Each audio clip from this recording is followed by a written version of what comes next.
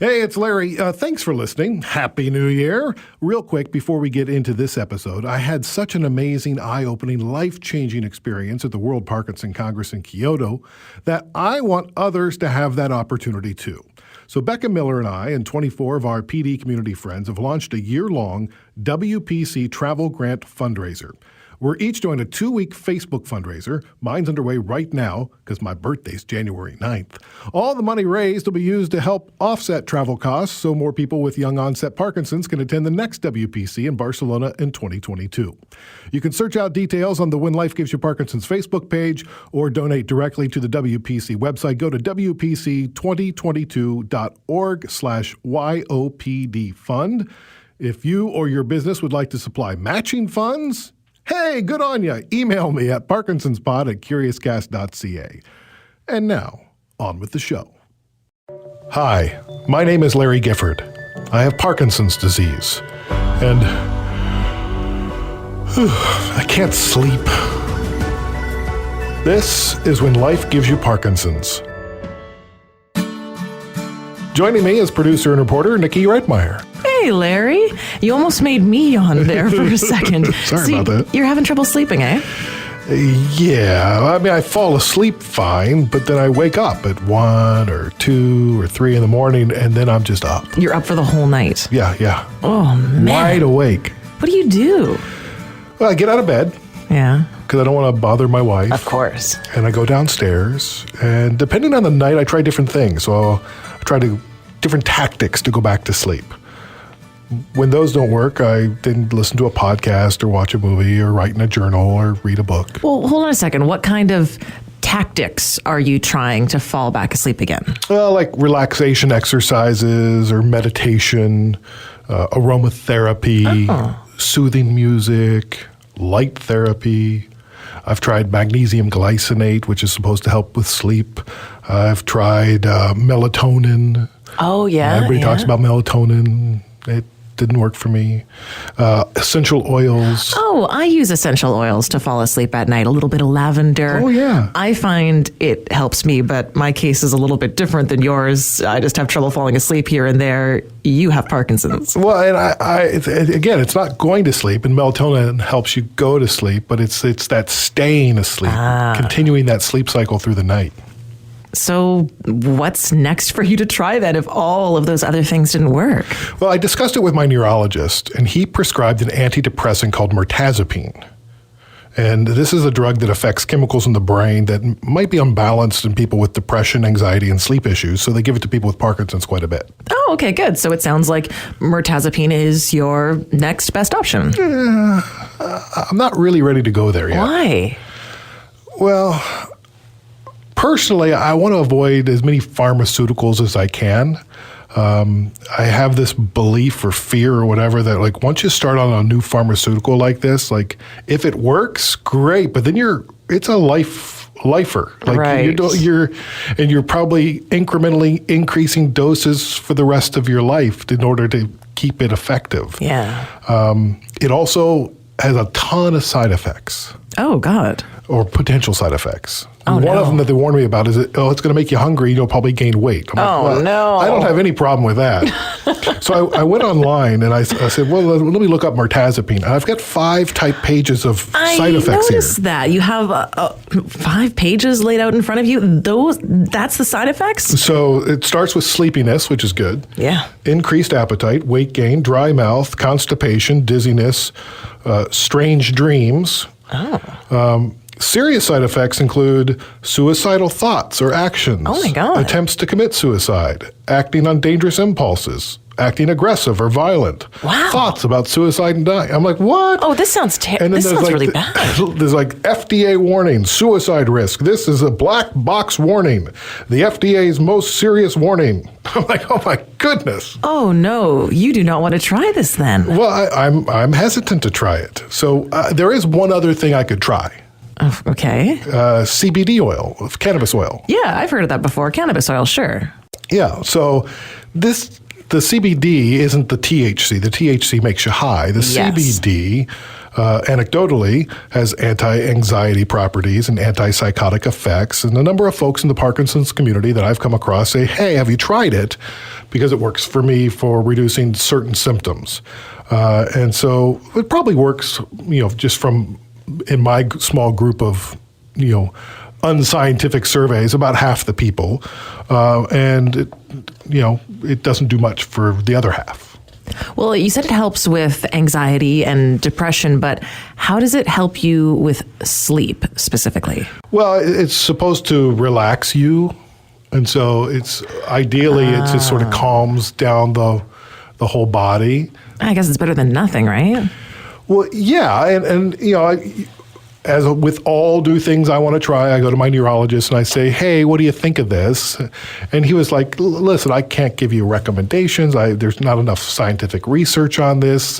There is research with mixed results, with, shady samples. Like it's been illegal for so long. There's just not enough scientific research on it for him to be able to talk or advise me in any way other than saying, it can't really hurt you.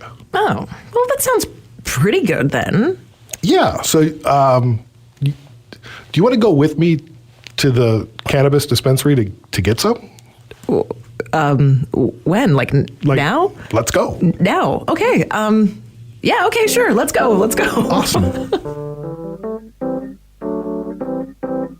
So have you ever been to a dispensary? I have. I have before, yes. I've never been into a dispensary. Really? Yeah. Okay, it's gotta be coming up here soon. Are you nervous? Not really. No. I was talking to my neurologist about it. I said, how do you get it? He goes, they used to make you do like a prescription. He goes, they don't even bother with that anymore. That's what I heard too, that you used to have to go through this whole thing where they'd have a doctor and a prescription, and now they're just like, whatever, just take it.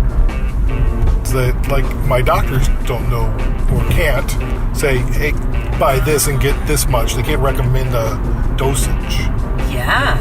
And so, like, how do you know how much to take and when to take it and how often? Well, especially when your whole life you've been told, trust your doctor, ask your doctor, and suddenly you're going, well, my doctor can't really give me any advice on this. It leaves you in a really awkward place. Yeah, and he's like, it's not going to hurt you. You can try. Oh, yeah, But still, it's weird. It's like, so now I'm relying on this person that runs a dispensary to tell me how to take this, which is uncomfortable.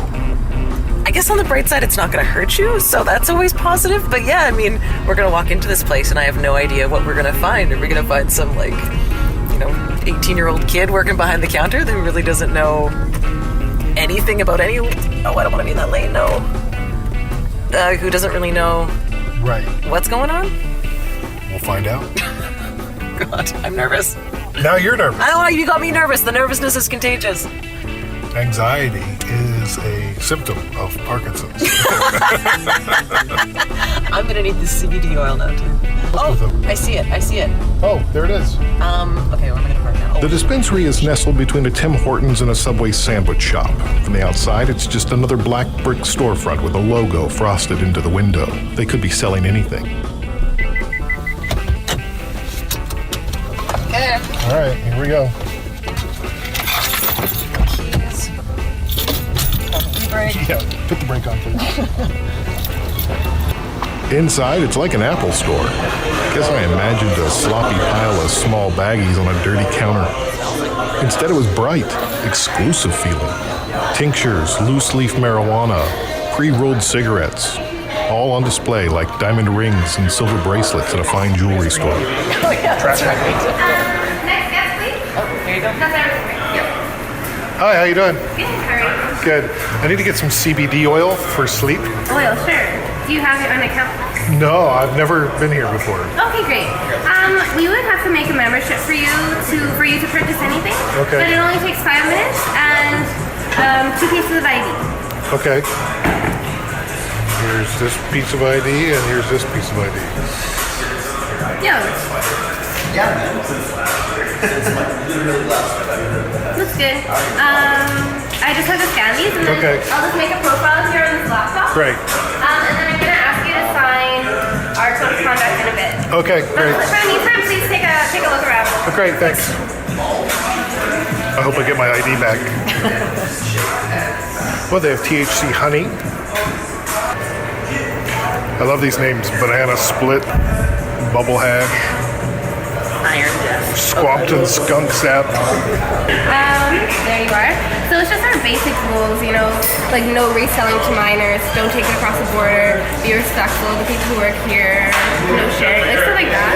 Sure. So just tap, tap, tap all the way down. Yeah, so I'm just tapping here. I should be reading this, I suppose. I will not transport cannabis out of Canada. Membership does not make it legal for me to possess, consume, or transport cannabis. Okay. I affirm that I am suffering from a medical ailment and or injury that may require me or provide my medical documentation at any time. I, Larry Gifford, hereby confirm and declare under penalty of perjury I have carefully read, understand, and agreed to the terms of membership agreement as stated above and confirm my initials. All right. Done. He's good? Yes, everything's fine. So you're checked in and you're a member today. You Yay! get 20% off your first purchase. Awesome. Great. So I've been recommended to try CBD oil. I have Parkinson's, and so I have trouble sleeping. Yeah. But I don't know how to use it or what I should do. Yeah, we definitely have a lot of options.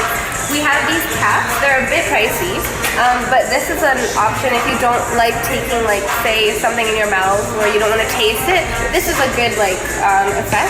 We also have the oils, like, they're actually called tinctures. They're Okay. over here Like a on the dropper. side. Okay. So we have some of these. We also have, this would just be 100% CBD inside. So for 15 mils, there is 450 milligrams of CBD. So this is quite strong.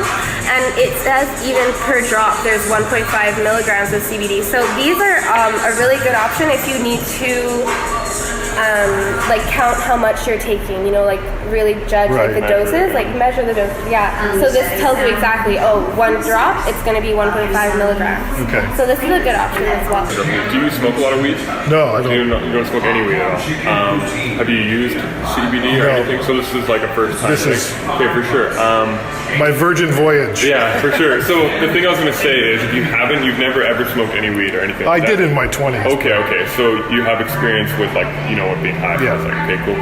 So would you be okay with taking THC or do you want to strictly I want to take CBD? strictly do CBD. For sure. So you're going to want to lean towards probably this one. Do you take a dropper, leave it under your tongue or let it soak in for a bit and then just swallow it? Just like one drop. Yeah, I One think drop should be good. you Yeah. could even mix it with food. Yeah, you can put it in your food. Another thing too is you're not going to feel it immediately. The thing with CBD is I think you have to take it, I'm not sure exactly, but you have to take it for a certain amount of days. I don't know if it's like a week or a month, but you have to take it regularly before you will start to notice any kind of relaxing feeling. You have to kind of get your body used to it. Gotcha. So you might not feel it immediately. Okay. Just wanted to let you know, so Good. you're not thinking, it's like Doesn't work for me. bump. Yeah. It just takes a while for it to get into your system. There you are, $3 butane. Thank you. Need a receipt as well? Sure. There you are. Do you need a bag or anything? Or you No, I'm good. All right. Thank you. Yeah, I hope it works for you. Appreciate it. Thank you. Thanks, have a good day. Yeah, take care. After we left, Nikki and I huddled just outside the store to gather our thoughts. Yes, okay. We left the store. What did you think? It was cleaner than I expected. I don't know what my image was, but I mean, they've obviously they're taking care of the place, and it has sort of a design element to it too. Yeah, this sort of minimalist, very white, clean lines, modern, concrete floors. Yeah, and they had the big screen TVs and beautiful pictures, and they had everything laid out just so, and everything's fancily named, and then they seem to be they have enough knowledge to tell you some information, and they know that they don't know everything. Yeah. Which is refreshing. They're not trying to say here's exactly what you need to do. They're like, you're gonna have to try it. It may work, may not work. What happens if you try this product and after a few days it kicks in and you like it? Like the guy said, it would take a few days to work, and then you start to realize that you really like it. And it's not cheap. It's the little vial was 20% off was $42. Whoa. Yeah, I mean it was it's not just a light investment. Because if I need to stock up on that, then there's another, probably get 3 vials of it, so there's $120 or $130. Oh, yeah. Well, all this talk about weed's giving me the munchies. You want to go for lunch? Let's go for lunch. So, what happened next? Well, that night that we got back, and every night since, I've used CBD oil, dropping the oil under my tongue just before bedtime. So it's 9 o'clock Friday night, and I just took the cannabis oil and I squeezed it under my tongue, and then I realized I wasn't looking in the mirror, and I don't know how much I squeezed. But I think it was just a drop or so. We'll find out. Sweet dreams.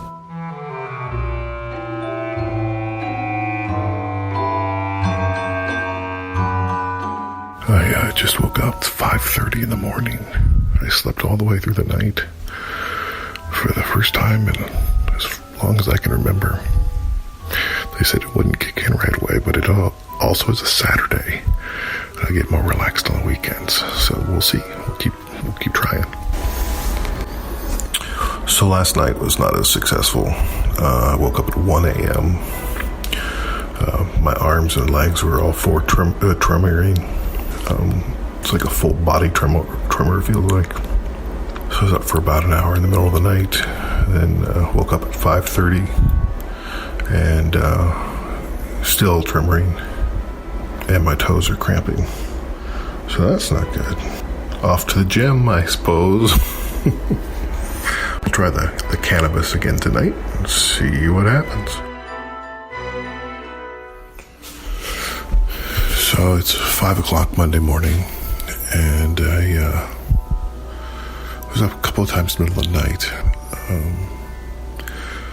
but I had a long stretch there from like 1 to 5, and I feel a little out of it, which is good. Like that sort of a medicinal kick in like you get when you take like a sleeping pill or something, where it's like you wake up kind of foggy. So that may be the cannabis kicking in. Well, this is going in the wrong direction. It's 4 o'clock. I've been up since 3:15. Before that I was up at 1, and here I am. So yeah, not working as well as I'd hoped.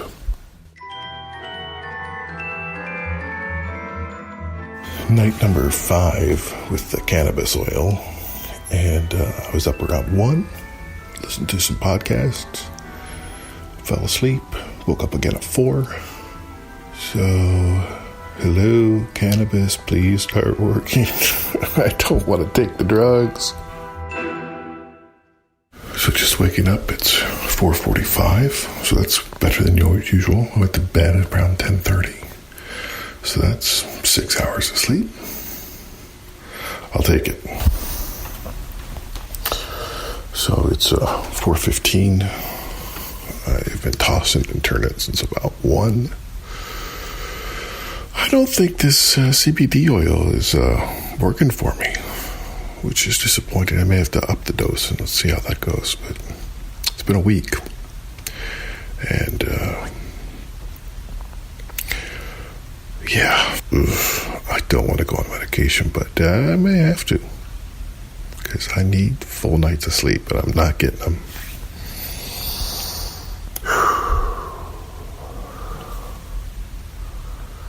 All right. So you're still not getting a full night's sleep. Did you give up? No. So the second week I went to 2 drops, and what I found was I would still wake up, but I would be able to go back to sleep. Oh. So now I've increased it to 3 drops. But like today, I woke up wide awake at 3 a.m. Oh. So I'm talking to folks, and what I'm finding out about the CBD oil, cannabis, the way it helps you sleep is it makes you drowsy. But it doesn't reinforce your sleep cycle. So it's not like you're getting REM sleep. It's just making you tired. It's not reinforcing your sleep cycle. Right. It's just allowing you to get rest. So you're not necessarily getting a good deep sleep. You're just falling asleep. Right. So here's my plan. I'm going to continue to use CBD oil for a full month because the guy in the store is like, oh, it's a day or a week or a couple of months. Like, he didn't know, and everybody's body's different. So I want to give it its due. Regardless of how it's working, I'm going to then try the mirtazapine and compare the two for a month. And so after 2 months, I'll go, okay, well, did I feel better on the CBD oil or do I feel better on the mirtazapine? Now, the mirtazapine you have to slowly get on and slowly get off, so I may have to be on it for more than a month to find the effects of it. But I got to find a way to sleep. That's the bottom line. After trying cannabis oil, I still wondered what we actually know about how it can positively impact people with Parkinson's. There aren't many experts to turn to. After all, Canada is just the second country in the world to legalize cannabis, and it just happened. But there are people who know more than me, and more than most. Burinder Rasodi is the founder of the National Institute of Cannabis Health and Education in Canada, also called Niche Canada, and the CEO of GrowTech Labs. I talked to her on October 17, 2018, a monumental day for marijuana.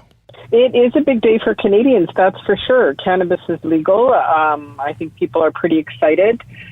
Some of the pre-legalization people definitely have some concerns about price and taxing of medicinal cannabis, but overall, I think it's a good first step.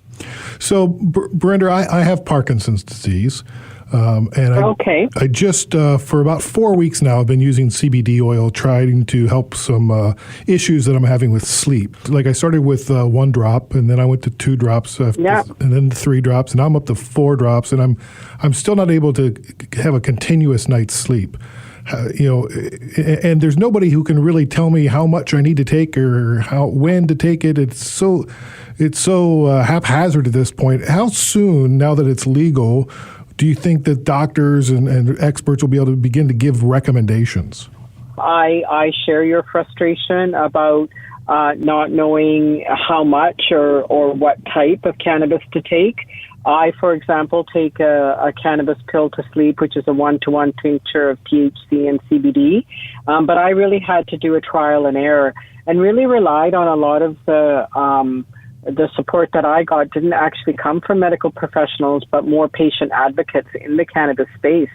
And they've again been journaling and documenting. And one of the speakers who I heard who has had great results, his journals are actually now being used by medical professionals because there is no other documentation. What do you know about the effects that cannabis can have on Parkinson's disease? Well, one of the things that we know is that there are incidences in which cannabis is able to provide alleviation or even treatment for some diseases, including the neurological condition of Parkinson's disease. It's pretty high on the list. And the science and the pharmacology around Parkinson's disease and why it works is because what I've read and what I've talked to many patient advocates about is that the endocannabinoid system, which is located in the brain, is made up of the cannabinoid receptors, which really respond well to cannabis as a treatment for Parkinson's. Studies have shown that people with Parkinson's, they've given anecdotal reports. Of course, these aren't clinical trials at this point, but we're hoping with legalization there'll be more.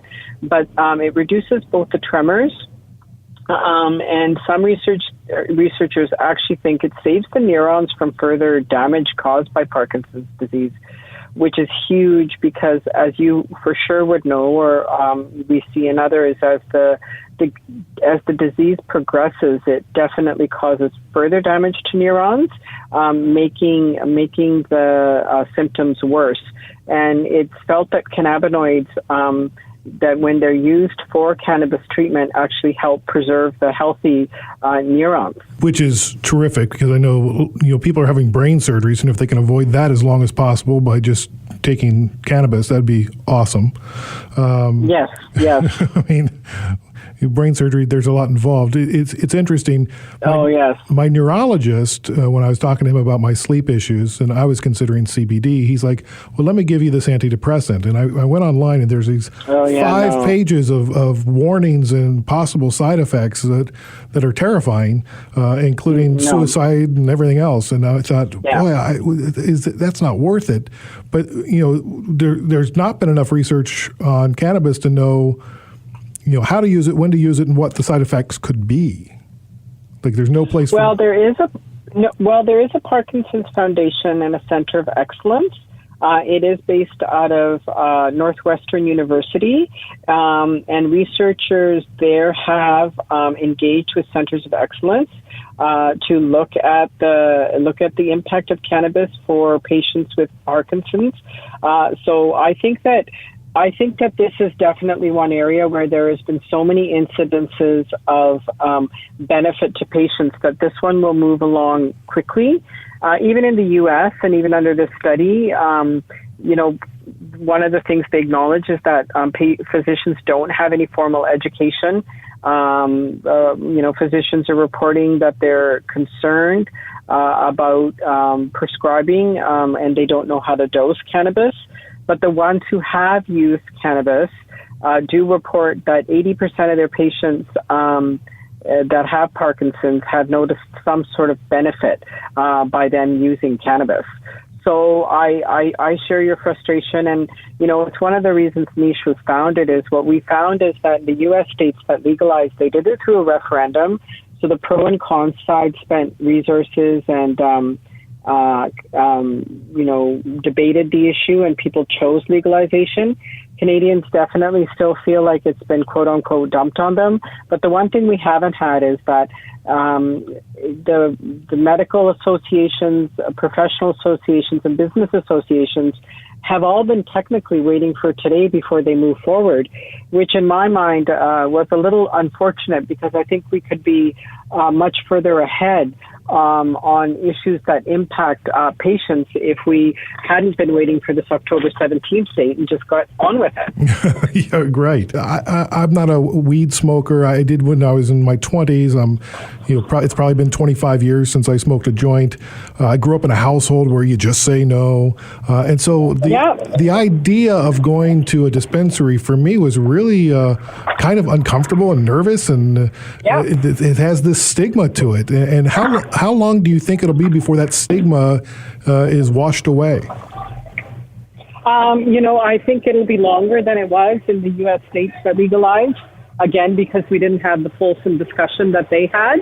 I think around the whole conversation around wellness, especially the conversation about CBD, when people openly start talking about their use, which people I think will be more comfortable doing now that it's legal, I think we'll see a shift. 6 to 8 months. The lineup that we see today, at the cannabis retail stores that is open in BC are the ones around the country. I think the people in that lineup will look different, and what we'll see is more women and more older Canadians who are looking for support for very regular ailments that just come with age. Larry, I got to say, that's really interesting, especially now with marijuana being legal in Canada. I look forward to seeing more trials and more studies on whether or not cannabis actually does help people with Parkinson's. She talked about cannabis possibly saving neurons from further damage. Which sounds amazing. Well, it almost sounds too good to be true. I have to say I'm still a skeptic, because marijuana is pitched to be this magical cure-all drug for everything. So until I get more hard research, I have to say I'm going to play the skeptic here. Well, that's fair enough. It's probably not the magic elixir we're all looking for. We did ask our partners at Parkinson Canada for their official position on cannabis, and this is what they sent us. To date, it has not been conclusively demonstrated by science-based evaluation that marijuana can directly benefit people with Parkinson's. There is a need for larger, controlled studies to better understand the efficacy of medical use of marijuana for Parkinson's. If you are considering medical use of marijuana for Parkinson's, we recommend you consult with your healthcare professional to carefully weigh potential risks and/or benefits for your individual situation. We will continue to monitor the topic of marijuana for medical purposes, and we'll update our resources as new information becomes available. I think that's a really reasonable response. And I guess the most important thing here, too, is that you don't want to give people the impression that cannabis can be this magical cure-all and then forego any treatment medications that they're currently on until further studies can prove that it either is or isn't. And again, even with all the relief that it can provide on the symptoms, nobody's saying it's a cure. Each episode, Larry talks with his wife, Rebecca. Today, we're invited to their kitchen table for dinner. Their 9-year-old son, Henry, is there too. Roast chicken and broccoli's being served. Before eating, they hold hands to recite the family poem. For each new morning with its light, for rest and shelter of the night, for health and food, for love and friends, for everything thy goodness sends, we are grateful. What's something that Mommy and Daddy have been talking to you about this week? Parkinson. Well, yeah. What about it? It's good. It affects your brain, and I really don't like it. Move on to Mommy. No, I mean Daddy. We've also been talking to you about sleep. I had trouble sleeping. Who else has trouble sleeping? Larry Gifford. Yeah, so what are some of the things we're trying to do so Daddy can sleep better? Take naps on the weekend. And then what, in the middle of the night, if Henry needs something, what do you typically do? Mommy! Give me a glass of water! Daddy, I need you. Can you come here, please? Daddy!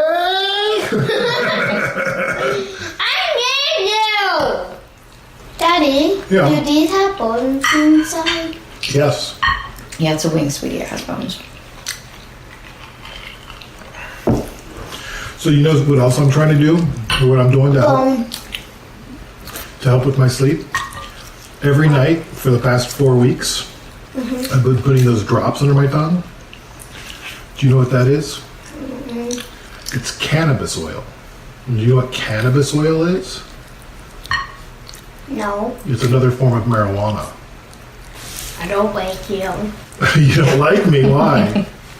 Because you smoke marijuana. No, I'm not smoking it. It's not like the smoking like the neighbors used to do. It's just in that dropper. And it's just liquid and it doesn't taste like anything. It just goes underneath my tongue, and it's supposed to help relax me more so I can sleep better. Do it hurt? It doesn't hurt. No. If you smoke marijuana, does that affect you? Well, it would affect me, yeah. Yeah. So marijuana is legal now In Canada. in Canada. You can go buy it. And both Mommy and Daddy in the past have smoked marijuana. We don't have any problem with people who smoke marijuana. We just had a problem with the basement neighbors because they smoked a lot of it and they weren't very considerate. Inside. They smoked a lot of it inside and we could smell it. Yeah. Smells like bones. It smells like bones. Never That may be the described best that way. description of marijuana I've ever heard. Henry has excused himself and he's off to take a bath, while Larry and Rebecca continue their chat. How do you feel about me taking mirtazapine? Well, you and I have a very similar mindset about pharmaceuticals in general. Avoiding them whenever possible. There's certainly pros and cons to each scenario. And I think that there's nothing wrong with taking it if that's the best way to treat whatever's going on, at least for our personal choices. I had a prescription that a very kind doctor back in the day who knew that I was having a hard time post-cancer treatments gave me for, I'm forgetting which antidepressant it was. And I filled it and brought it home and never took one because I was afraid. I didn't know how it would affect me, and I was afraid to find out. Oh, after my first panic attack, they gave they prescribed Xanax. Xanax, and you never took one of them, did you? No, because I was afraid I was going to like it. Yeah. I know, right? Mirtazapine, one of the big dangers is the risk of suicide and suicidal thoughts and tendencies. And so, my intention is to try it, to compare it to how the CBD oil is working. But I'm going to need your help in monitoring me. Mm-hmm. Yeah. And you're going to have to be super honest. Yeah. About how you're feeling and not be afraid to scare me. Because I know sometimes you protect the folks you love from the dark places that come up. So I don't want you to do that. I want you to tell me because I'm in charge of monitoring that. So I need to know when the darkness comes up. Okay. All right. You think you're going to go? You think you're going to try it? Yeah. After dinner and Henry's bath, it's off to bed. A poem with Mom. And a nighttime story from Dad. She had one small satisfaction. Tonight, it's Miss Frisbee and the rats of Nim. Dragon, who had been admitted after she was safely caged, had eaten his bowl of cat food greedily, sleeping powder and all, purring as he licked the last scraps from the bottom.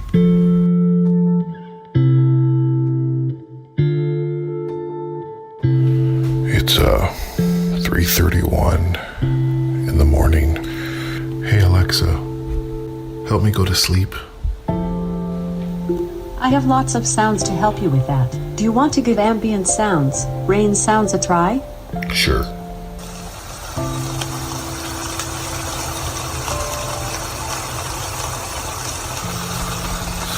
So it turns out, when you're up all hours of the night, you end up Googling some weird things. Poems and insomnia. And look, there's a lot of poets that suffer from it and use insomnia as a muse, much as I've done with this installment of the podcast. Alexa, off. Most people with Parkinson's disease experience difficulty sleeping and resting. It can range from insomnia and sleep apnea to dystonia, cramping or spasms in the feet, the calves, the thighs. In extreme cases, there's nightmares, hallucinations, and lifelike dreams where people with Parkinson's begin to act out dreams in their sleep. If you're having trouble sleeping, there are simple things Parkinson Canada recommends that you do.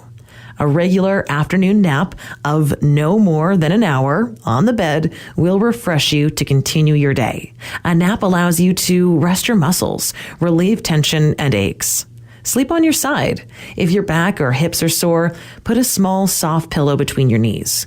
If you can roll over without difficulty, spend at least 20 minutes a day on your stomach with your chin resting on your folded arms. This gives the spine an excellent stretch and it relieves tension. Avoid strenuous exercise, hot baths, or hot showers for 2 hours before bedtime. And don't go to bed hungry. Use the bed for sleeping rather than watching late night television or balancing bank statements. Make sure that you wear comfortable nightwear and keep your bedroom cool and quiet. Always tell your GP and neurologist if you're having trouble sleeping. Next time on When Life Gives You Parkinson's. When I was 12 years old, my parents noticed I would trip over my feet and kind of drag them a bit. So they thought I had hip alignment issues. And when were you diagnosed with YOPD? I was diagnosed with young onset Parkinson's disease at age 24. And I didn't know really what was going on. I'd retired, and so I thought, well, maybe this is an effect of retirement. My GP recommended me to a psychiatrist, and after some period of time, he said, I think you should see a neurologist because I think you might have Parkinson's. And when I'm having a really bad anxiety attack or turning into a panic attack, I feel like I need something that I don't have. Yeah, especially through my anxiety, my panic attacks, it's been really hard. Thank you for listening. Please take a moment to subscribe to this podcast on Apple Podcasts, Google Podcasts, or wherever you're listening to this. While you're there, give the show a rating and feel free to comment. You give us a good rating. Somebody gave us a 1. What's Why? that about? What is that about? Why? That's horrible. The more the podcast grows, the more attention Parkinson's receives, the more money we can raise for research, and the closer we come to a cure. You can also engage with us on social media. It's at Parkinson's Pod on Facebook, Twitter, and Instagram. We've got a little Facebook group out on the Parkinson's Pod very page. cool. Yeah, so come chat with us. You can also email Nikki and me at parkinsonspod@curiouscast.ca. We also want to take a moment to thank our podcast partner, Parkinson Canada. Look them up online at parkinson.ca. Keep positive. Keep exercising. And keep listening. We'll talk to you next time. Canada may be known for its landscapes and friendly people, but beneath the surface lies a darker side of crime, history, and the paranormal. Since 2017, the award-winning Dark Poutine podcast has explored the shadowy corners of the Great White North and beyond, delivering chilling tales from a uniquely Canadian perspective. Hosted by Mike Brown and Matthew Stockton with over 300 episodes and fresh releases every Monday, Dark Poutine is your weekly ticket to the creepier side of Canada. Listen to Dark Poutine on Apple, Spotify, Amazon Music, or wherever you get your podcasts.